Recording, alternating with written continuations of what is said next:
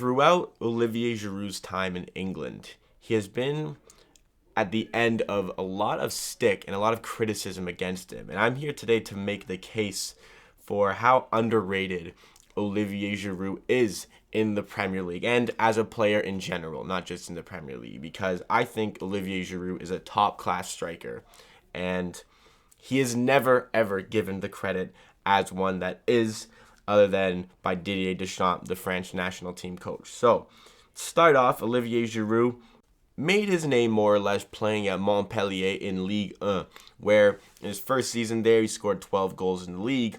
And then in his second season at Montpellier, he scored 21 goals in the league, won the Golden Boot, and got Montpellier its first ever Ligue 1 title. Montpellier never really been a team challenging for something like that, but behind the likes of Olivier Giroud scoring the most in the league with 21, and another name like Younes Belhanda. Maybe you've heard of him, maybe you forgot about him, but players like that and led by Olivier Giroud, they won the league over the likes of PSG.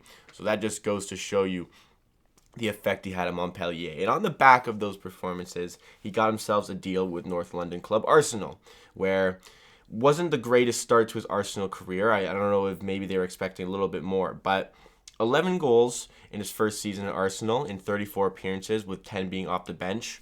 That's not bad. That's not bad, especially for a debutant in the league. Arsenal, I think, signed Podolski as well that season, who might have been eating up maybe some of the minutes, but regardless, 11 goals is a decent return. Then in his next season, where Olivier Giroud actually started, was a starting number 9. He played 36 games, all of them from the start. He scored 16 goals in the league, which is very good. That is a prolific striker in the Premier League. You would be very happy with your striker scoring 16 goals in the league. Put up 16. Next season, only played 27 games with 6 off the bench, 14 goals. Then the next season with, sporadic, mostly starting, but also a lot of appearance off the bench. He put up 16. Then he put up 16 again. Then the next year, 2016-2017, 29 appearances, 18 off the bench, and 12 goals. 2017-2018 comes around.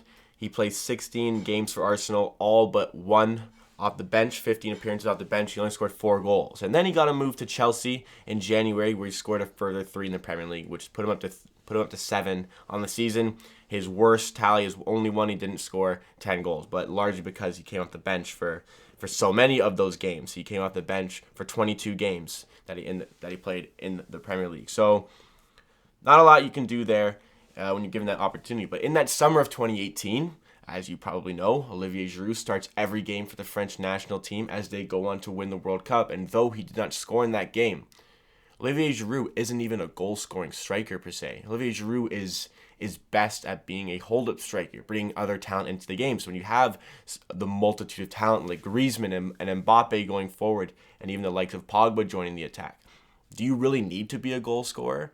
No, just make sure everybody else can do their job effectively. Like Karim Benzema gets so much credit for kind of unlocking Ronaldo and Bale to a degree to let them thrive even further. But why don't we give Olivier Giroud the same sort of credit? Because, Olivier Giroud is banging in 10 plus a season in the Premier League with Arsenal, and he's also being that hold-up striker in attack and, leading a front line for a World Cup winning team. And he won the World Cup with France, playing every single game.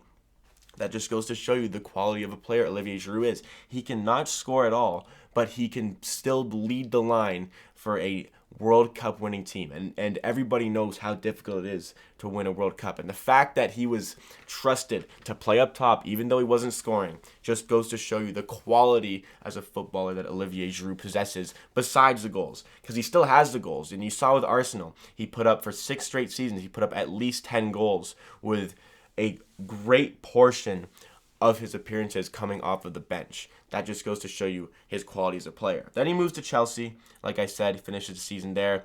Goes into the next season, 2018-2019. And this is his worst season in the Premier League. 27 appearances, 20 coming off the bench, though. And a lot of those are very short cameos. He only scored 2 goals in the Premier League.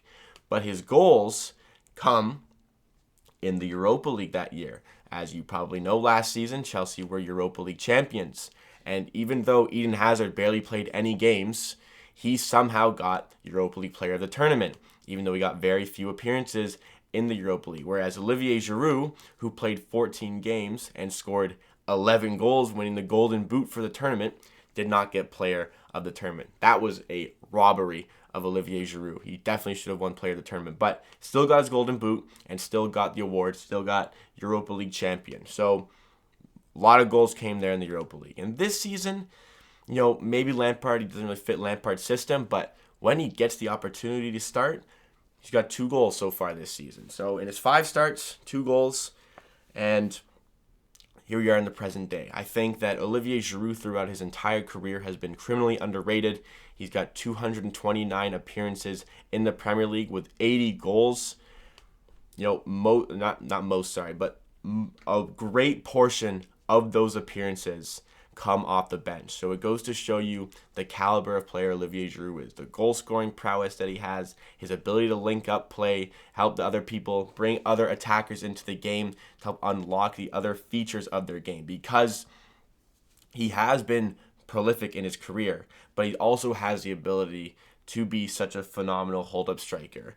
And even though he wasn't scoring the World Cup for France, he's got 39 goals in 93 appearances for France, which is their third on their all-time goal-scoring list, behind Michel Platini, who has 41, and Thierry Henry, who has 51.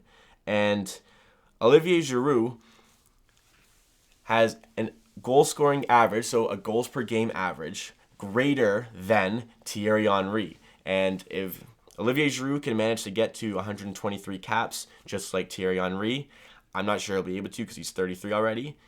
He would possibly surpass Thierry Henry and become the highest goal scorer in France's history. And Antoine Griezmann, who also is up there in the charts, he's got 29 goals in his 73 appearances, also has a goals per game average under what Olivier Giroud possesses.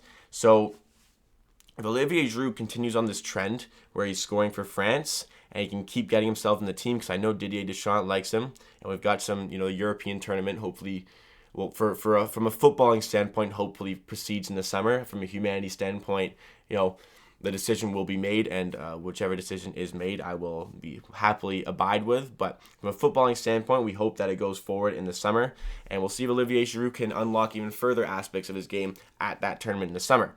Antoine Griezmann also with the ability to catch, like I said, but Olivier Giroud at the moment, third on France's all-time goal-scoring list, and he'll be at least second by the end of his career because he's only 2 off Michel Platini. So it just goes to show you how underappreciated Olivier Giroud has been in his career. Just constant goals for Arsenal and just continuously criticized there, eventually to the point where they sold him to local rivals Chelsea. And listen, if Chelsea are going to want to sell this guy, there's got to be a lot of teams knocking. I don't know anywhere that he wouldn't succeed. He would succeed at any of the top 6 clubs in England. I think that he would work well as a poacher for Manchester United. I think Tottenham could really use him as another option if Harry Kane is injured. I think they should look to pick a guy up like him. I think there are a lot of teams in the world who should really consider picking up Olivier Giroud, because clearly, if he seems happy on the bench as he's aging, you could have him as a nice sub for you, because he will help build up from the front, help get other players involved in the game. Such a tremendous passer of the football for a striker, and he bangs in goals. And we know that. He's an aerial threat. He bangs them in with his left foot.